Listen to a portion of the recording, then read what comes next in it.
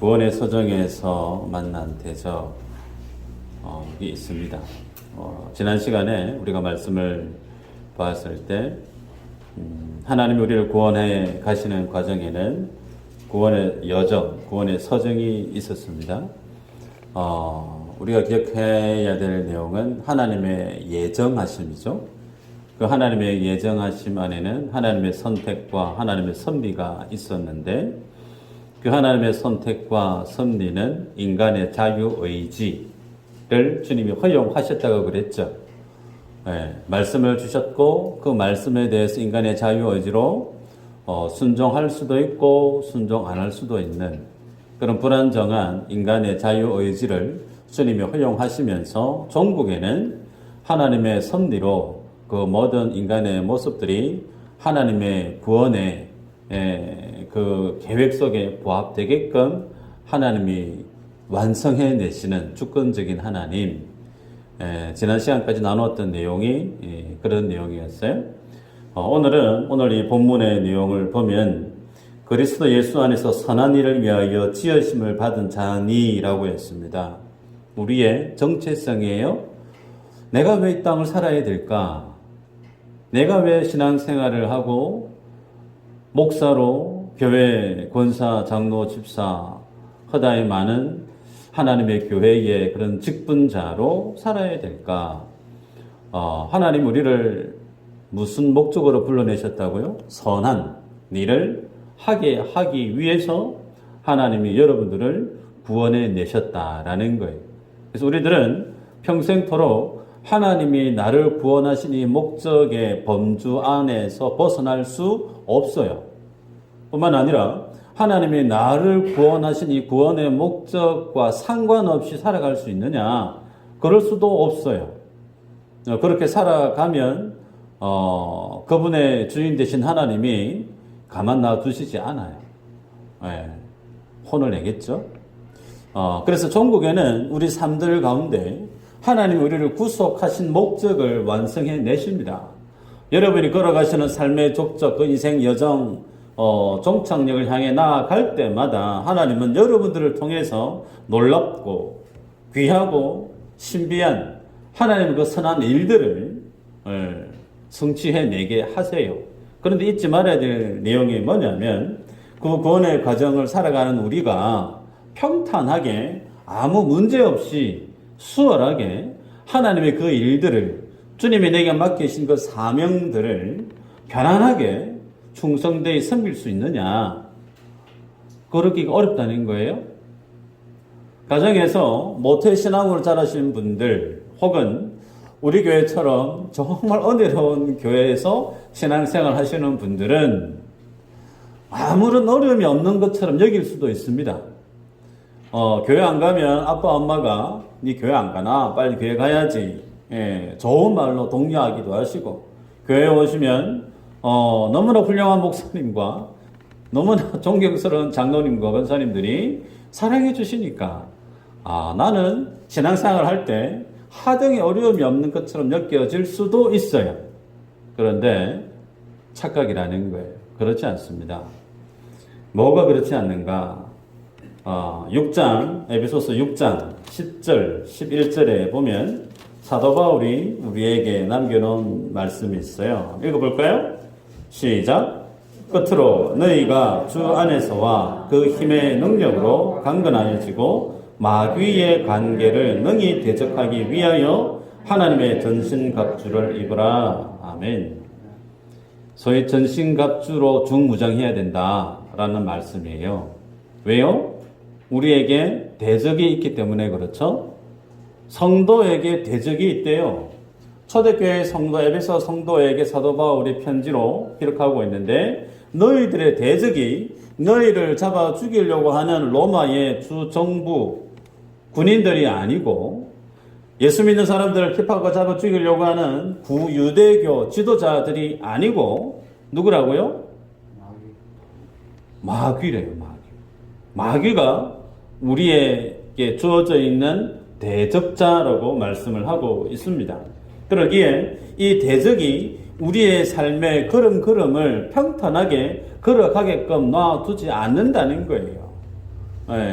굽이굽이 예기치 않은 곳에서 우리의 발을 걸려 넘어지게 하는 숱한 계획들이 즐비하게 있는 마치 영적인 전쟁터에서 쥐레밭 사이를 지나가는 듯한 삶이 구원받은 성도가 주 앞에 살아가는 매일매일의 삶의 현장이라는 겁니다. 여러분, 베드로 전서 5장 8절 9절에 이렇게 기록합니다. 근신하라 깨어라 너희 대적 마귀가 우는 사자같이 두루다니며 삼킬 자를 찾나니 너희는 믿음을 굳건하게 하여 그를 대적하라. 이는 세상에 있는 너희 형제들도 동일한 고난을 당하는 줄을 알미라. 마귀라고 하는 대적이 있는데 그 마귀라고 하는 대적이 믿는 주의 성도들을 향하여서 어떻게 한다고요? 우는 사자와 같이 두루다니면서 삼킬 자를 찾는다라고 얘기합니다. 그래서 성도에게는 대적자가 있는데 그 대적이 곧 마귀고 사탄인데 마귀와 그리고 이 사탄은 넘어뜨려서 삼킬 자를 찾기 위해서 마치 우는 사자처럼 성도들을 찾아다니고 있다 그렇게 말씀을 해요. 여기서 삼키다라고 하는 말이 있는데 두 가지 뜻이 있습니다. 하나는 넘어뜨리다, 무너뜨리다 뜻이 있고 또 하나는 동질화시키다 그런 뜻이 있어요. 종국에는 같습니다. 뭐가 같은가? 의의 길을 가지 못하게 만들고 죄의 길을 가게 만들어서 종국에는 사탄 마귀와 함께 동질화시켜 버리게 되면 어떻게 될까요? 마지막에 주님 이 땅에 오실 때 재림하실 때 하나님의 심판이 행해지는데 사단은 그리고 믿지 않는 자들은 어디로 가죠? 네, 그 지옥을 성경에 있는 표현으로 하면 뭘까요? 무저갱 들어보셨어요? 네, 성경을 보시면 나와요. 제가 지은 말이 아니에요. 그래서 그곳에 가면 거기서부터는 영원한 시간이 시작되는 곳이에요. 거기에 가서 한 1년 있다가 고생하고 난 다음에 출소가 아닙니다. 무저갱에 들어가게 되어지면 그때부터는 영원의 시간으로 들어가는 거예요. 그래서 하나님의 심판이 무서운 겁니다. 그러기에 예수 믿는 사람을 삼켜서 자기가 가야 될 그곳으로 걸려 넘어뜨리게 하는 이가 마귀라는 거예요. 그래서 그 마귀를 어떻게 해요? 대적하라 말씀합니다. 대적하다라고 하는 말의 의미는 군사 용어인데 마치 적군이 눈앞에 보여요.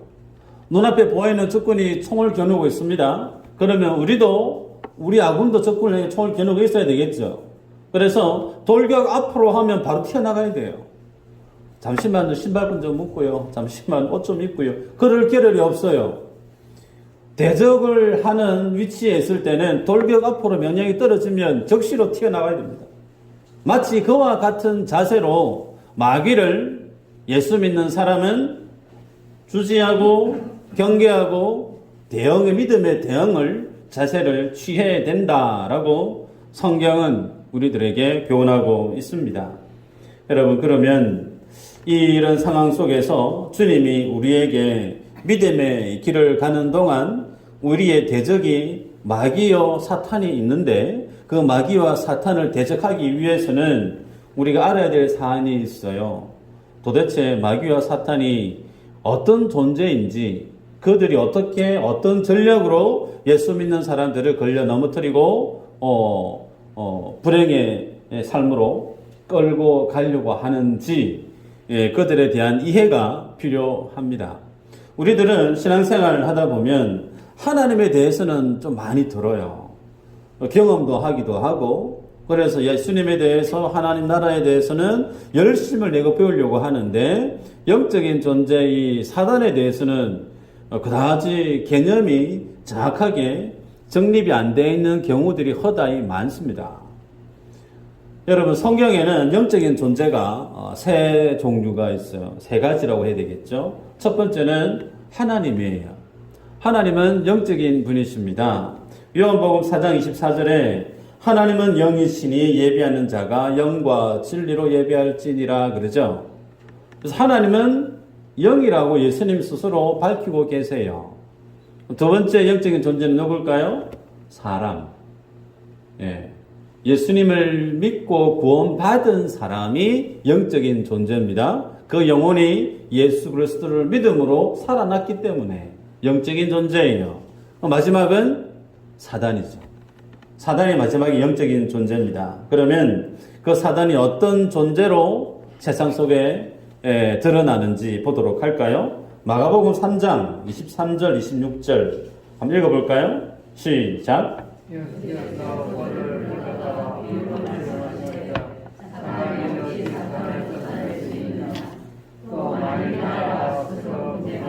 그 집이 설 수 없고 만일 사탄이 자기를 거슬러 일어나 분쟁하면 설 수 없고 망하느니라. 아멘. 자, 여기 보면요. 예수님이 하신 말씀이죠. 사탄에 대해서, 사탄의 성격에 대해서 말씀해요. 눈을 크게 뜨시고 보시면 오늘날 우리나라 여당, 야당처럼 매일 물고 뜯고 싸우는 그런 나라가 아니에요. 예수님이 사단에서 얘기합니다. 분쟁하지도 않는데요. 사단의 나라는 자기 편끼리는 분쟁하지 않습니다. 26절에 보니까 서로 거스르지도 않는데요. 그 말의 의미는 서로 의견 충돌이 없다는 거예요. 체계와 질서가 제대로 정립되어 있는 조직된 나라가 사단의 나라라고 하는 개념이에요. 그러면 이 군대처럼 잘 조직되어져 있는 사단의 이 세계 좀 더 볼까요? 마가복음 5장에 보면 그라사 광인을 하나님이 귀신을 쫓아내는 사건이 있습니다. 기억하실 텐데요. 그라사 광인을 만납니다. 예수님이 그 그라사 광인에게 묻습니다. 네 이름이 뭐고? 라고 물어요. 그랬을 때 그라사 광인에서 나오는 얘기가 뭐죠? 나는 군대 귀신입니다. 군대 귀신입니다. 우리가 많음이니다. 그렇게 얘기를 해요. 여기에서 군대라고 하는 이름은 레게온이랍니다. 레게온. 레게온이라는 말은 군사용어인데 로마 당시에 하나의 군단을 표현할 때 쓰는 말이 레게온이에요. 그 한 군단이 인원이 몇 명이 편성이 되어 있느냐면 6,000명입니다. 그러면 그라사 광인 안에 들어가 있었던 귀신은 몇 마리요? 한 군단이에요. 6천 마리, 6,000개의 귀신이 들어 있었던 셈입니다. 그죠? 그리고 군대라고 하는 그 말은 단수형이에요.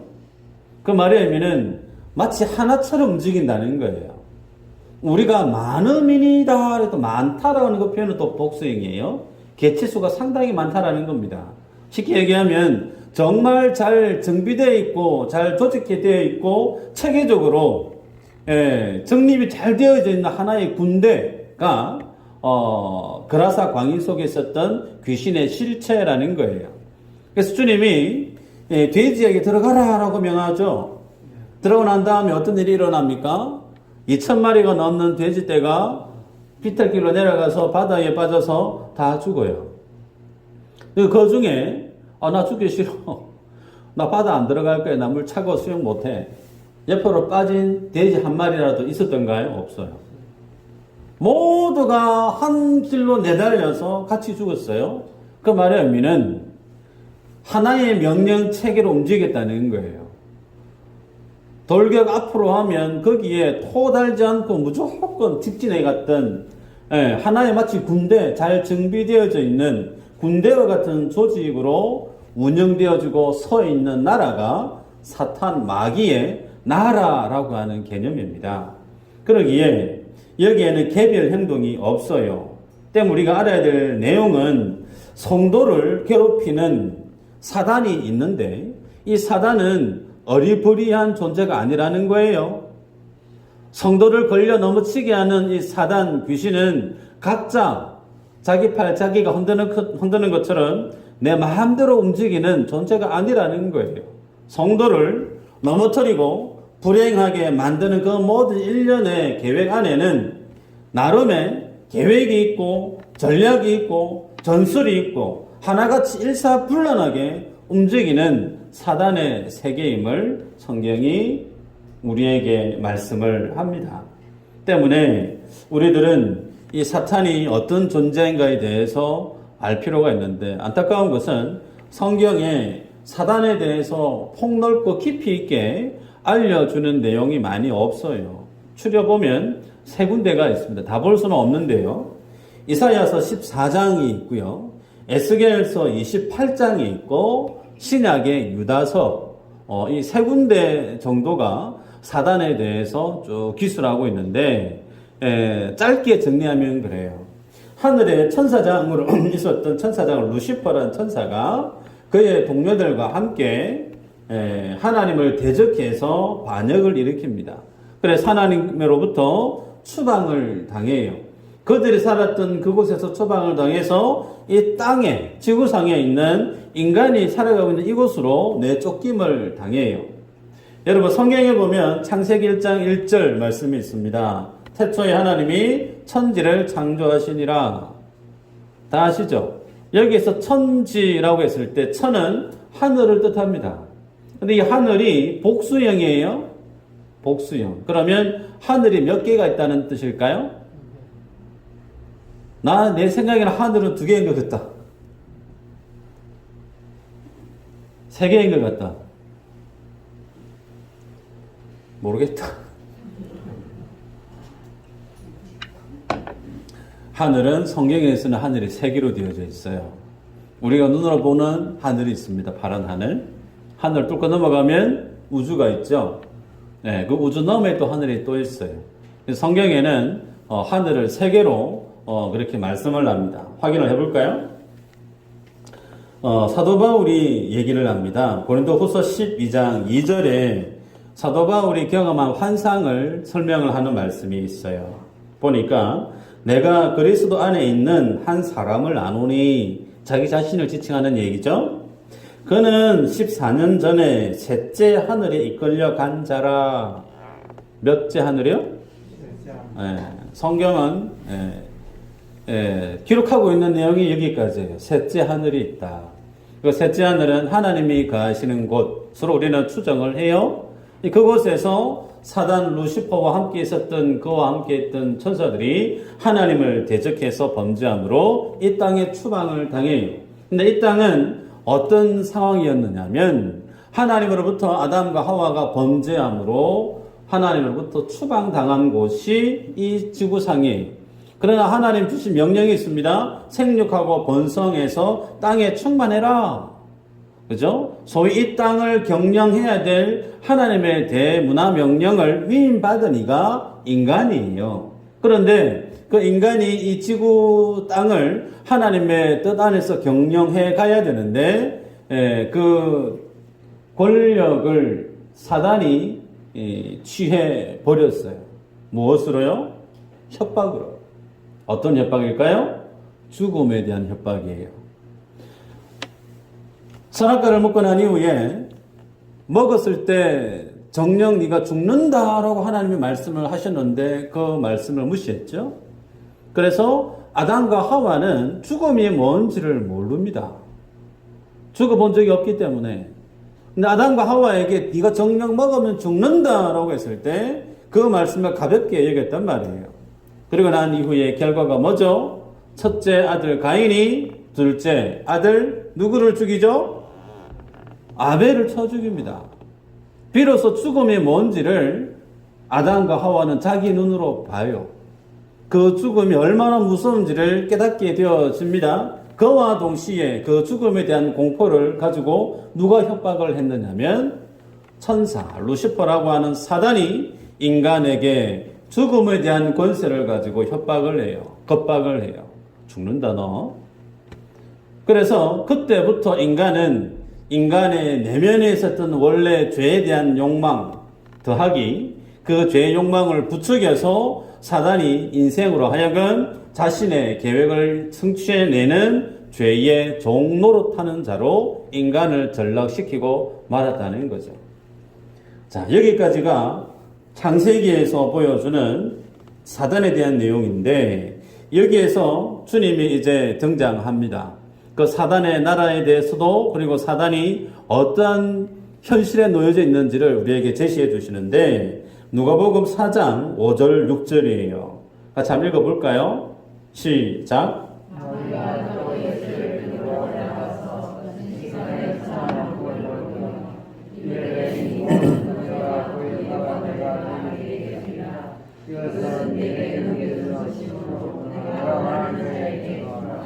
아멘. 예수님이 마귀에게 이끌려서 간 곳이 있는데 천하만국을 다 보여주었대요. 그러면서 그걸 딜을 합니다. 내게 절하면 이거 줄게. 그럼 사는 얘기 뭐죠? 내게 넘겨준 것이므로. 여러분, 하나님이 사단에게 천하 모든 만국의 영광을 넘겨준 적이 있었습니까? 없어요. 그런 적 없어요. 그런데 본인의 사단의 능력으로 이 지구상에 있는 모든 것을 통치하는 실제 왕인 양 살아가고 있었다는 거예요. 예, 인간을 지배하고 있었기 때문에. 그래서 내게 절하면 이건 네한테 줄게 하고 예수님을 유혹했던 모습을 우리는 알고 있습니다. 여러분, 이 모습을 보면서 주님이 이 땅에 오셔서 어떻게 얘기하시느냐. 사탄의 통치를 예수님이 공생의 사역에서부터 이제 무너뜨리기를 시작합니다. 죽음의 권세로 인간을 죄의 종로로 만들었던 그 죽음의 권세를 주님이 십자가를 지시고 죽음의 권세를 파합니다. 그 죽음의 권세를 무력화시킵니다. 죽음이 두려울 리가 없는 거예요. 죽음이 끝이 아님을 예수님이 부활 사건을 통해서 믿는 성도들에게 비로소 보여주셨죠.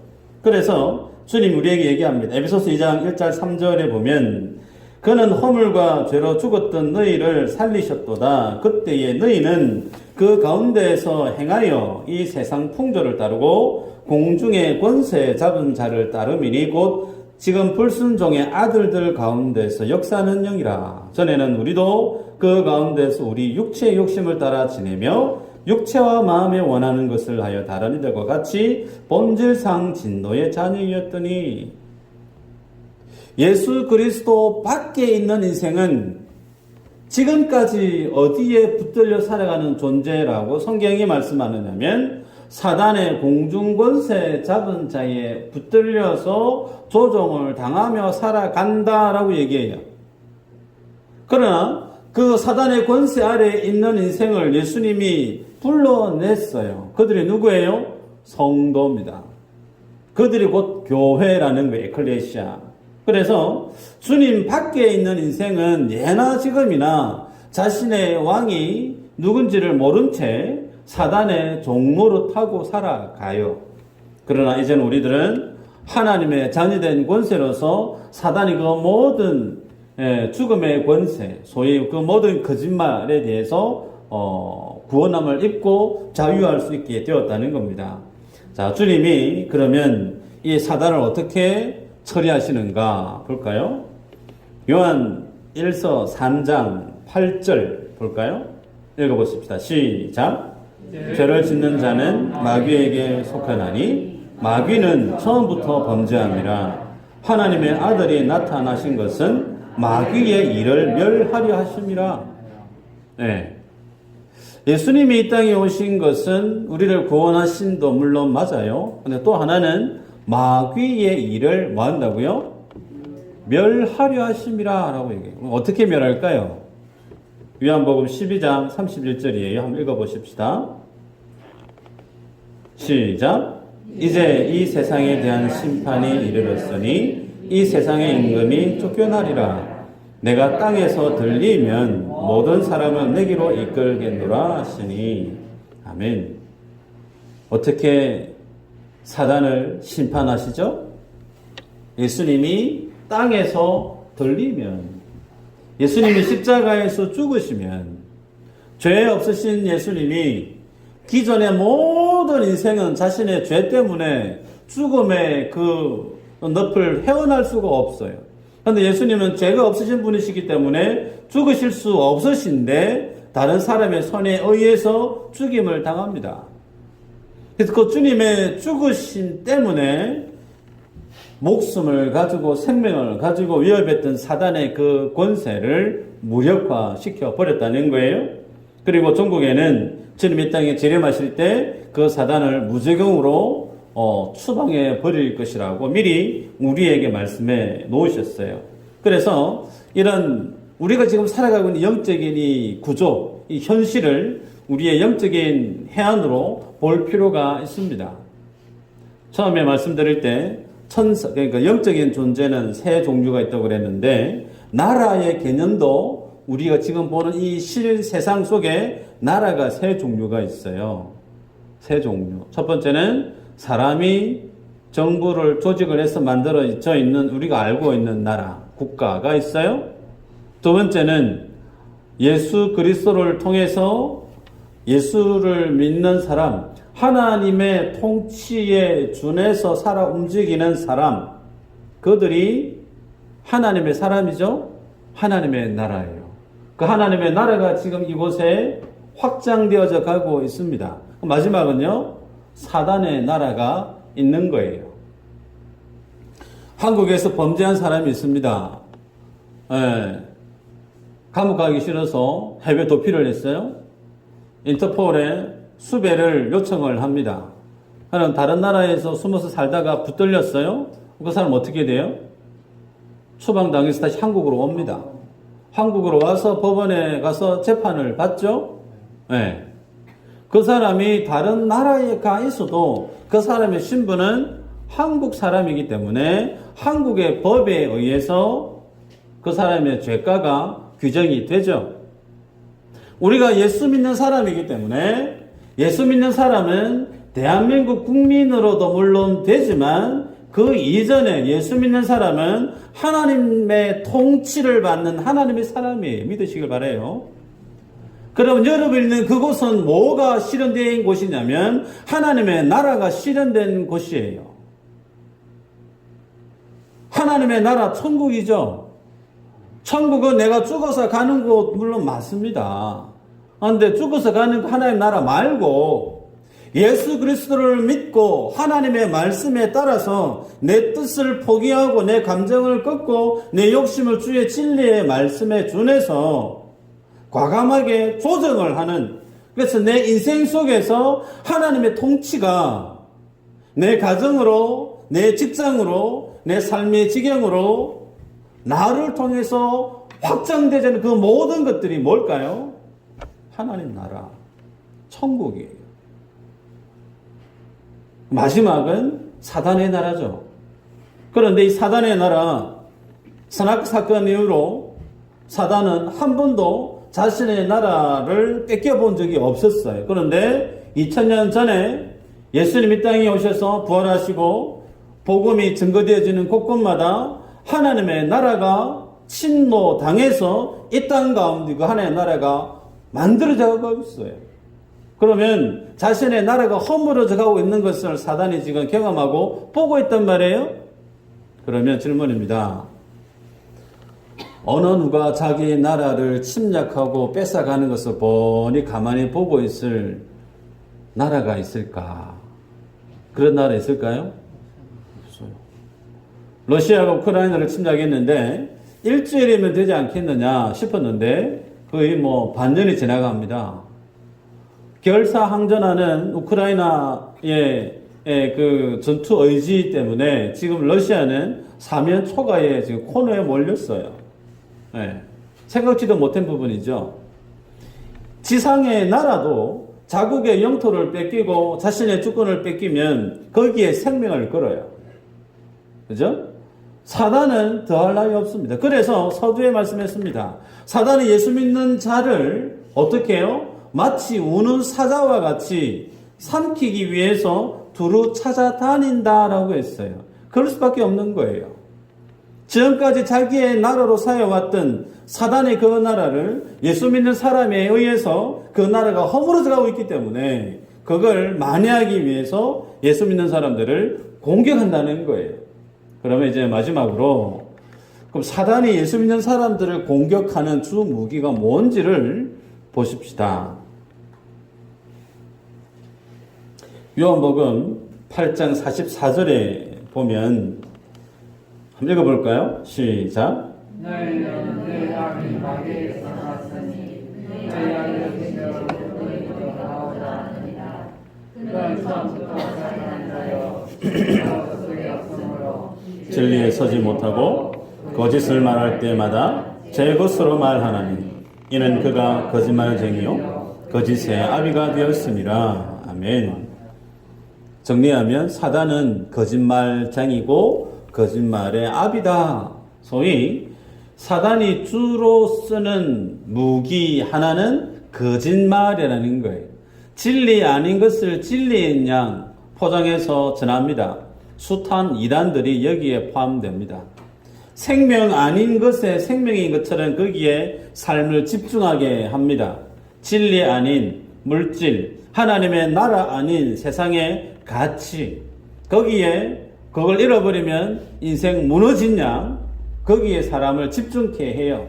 그래서 다른 것을 보게 만든다는 거예요.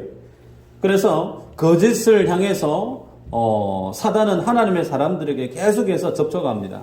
근데 그 거짓이 가장 극명하게 드러나는 장소가 어디냐면 하나님의 말씀이 증거되어지는 곳이에요. 누가복음 8장 12절에 씨 뿌리는 비유가 있어요. 제가 읽어드리면 길가에 있다는 것은 말씀을 들은 자니 이에 마귀가 가서 그들이 믿어 구원을 얻지 못하게 하려고 말씀을 그 마음에서 빼앗는 것이요. 사단이 마귀가 거짓을 심기어는 가장 주된 포커스가 어디냐면 하나님의 진리의 말씀에 대한 부분이에요. 그래서 하나님의 말씀을 접할 때 그 말씀이 내 가슴 속에 그대로 전하여지고 뿌리가 내려지고 줄기가 자라서 꽃이 피고 열매를 맺게 해야 되는데 그 하나님의 말씀이 내 가슴 속에 뿌리 내려지지 못하도록 그것을 뺏어간다 그렇게 표현하고 있어요. 여러분 그러기에 우리들은 사단을 대적하고 하나님의 능력의 사명자로 이 땅 가운데 정말 가치 있는 삶을 살기 위해서는 가장 먼저 뭐가 구비되어져야 되느냐면 내게 증거되어지는 그 메시지가 하나님의 말씀으로 내 속에 들려져야 돼요.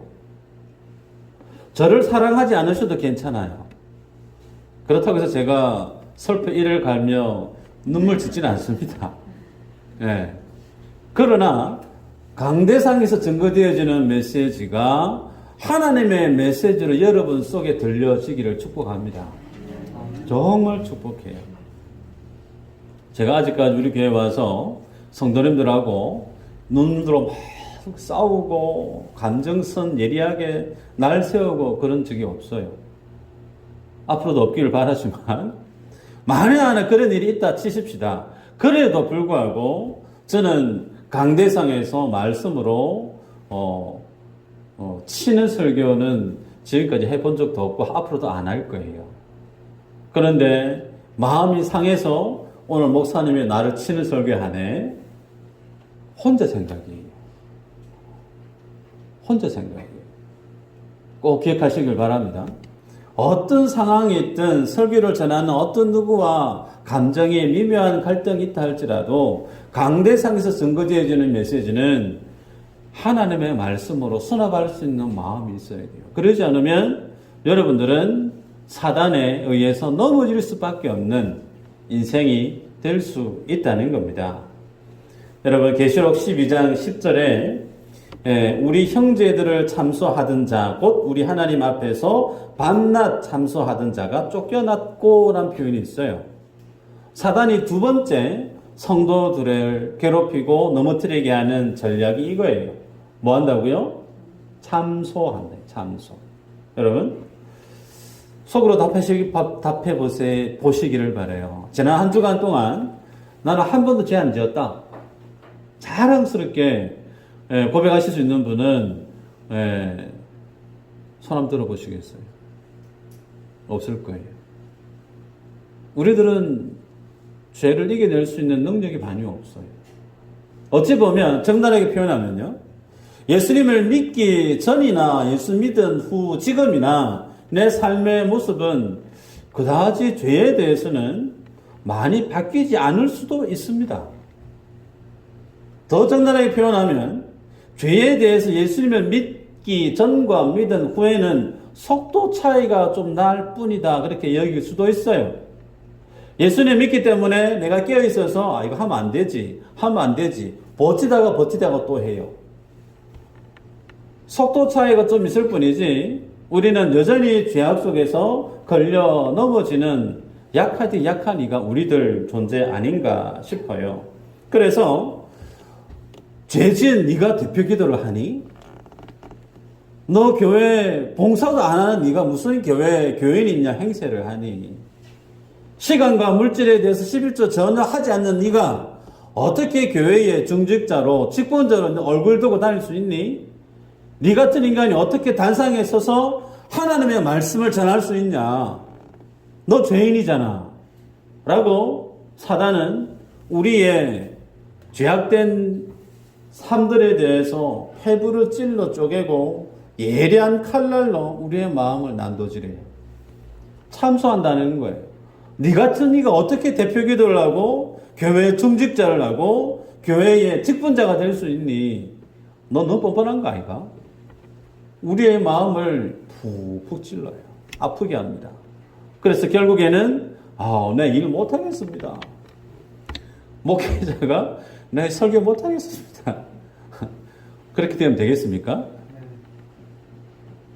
여러분, 사단이 우리가 범한 죄에 대해서 참소할 때 부적이수 거진 100% 사실일 수 있어요. 그렇죠? 내가 행한 일이기 때문에, 그런데 그 행한 일이기 때문에 마음이 찔리는 거 사실이에요. 그러나 그때마다 우리에게 해야 될, 잊지 말아야 될 게 뭐냐면 그것 때문에 예수 그리스도가 하나님의 보좌를 포기하시고 십자가를 지시고 그 죽음의 길을 걸어가셨고 천국에 부활 승천하셔서 지금도 주님의 보좌 우편에 서셔서 나를 위해서 1초도 쉬지 아니하시고 중보 기도하고 있다는 사실이에요.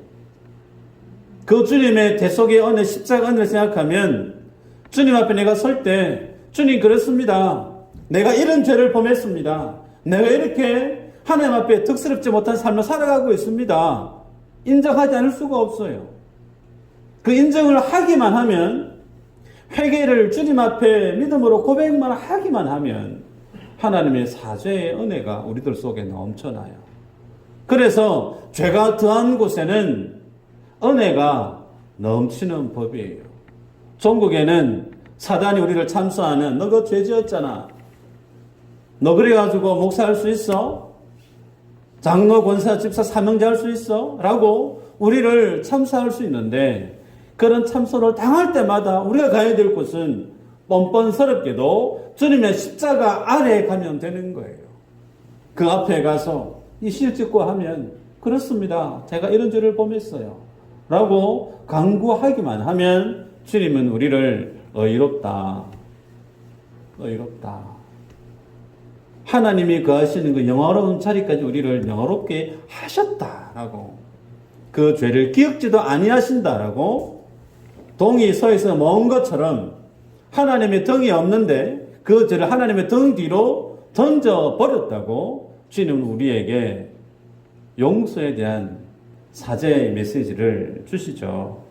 여러분, 그러기에 우리들은 사단을 이제는 대적해야 됩니다. 그 사단의 전략, 거짓말을 하고 참소를 해요. 그래서 이 부분을 우리가 대적하기 위해서는 에베소서 6장에 있는 소위 믿음의 전신갑주 중무장을 할 필요가 있습니다. 그런데 제가 말씀을 준비하면서 또 12월 첫 주예요. 한 해 마지막 달을 보내면서 이 말씀을 꼭 권면으로 드리고 싶은 말씀이 있었어요. 고린도후서 2장 10절 11절이에요. 한번 읽어볼까요? 시작. 내가 무슨 일을 눈을 용서하며 나로 그리하고 내가 만일 용서한 일이 있으면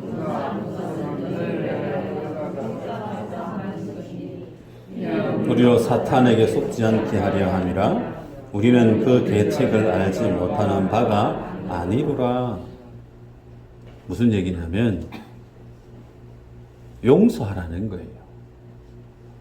신앙생활을 하다가 가정에서 부자지간에, 교회 안에서 믿음의 교우 간에, 직장 안에서 직장 동료들 간에 허다의 많은 관계 속에서 갈등이 있을 수 있어요. 감정 상하는 말이 오갈 수 있어요. 그죠? 그래서 마음이 미움이 내 속에 있단 말이에요. 그런데 그 미움을 품고 살아가게 되어지면 그 간격, 그 틈새 사이로 사단이 작업이 들어온다는 거예요. 그것을 키워서 결국에는 그 공동체성을, 그 하나님이 피로 값주고 산 교회의 아름다운 하나됨을 무너뜨리게 된다는 거예요.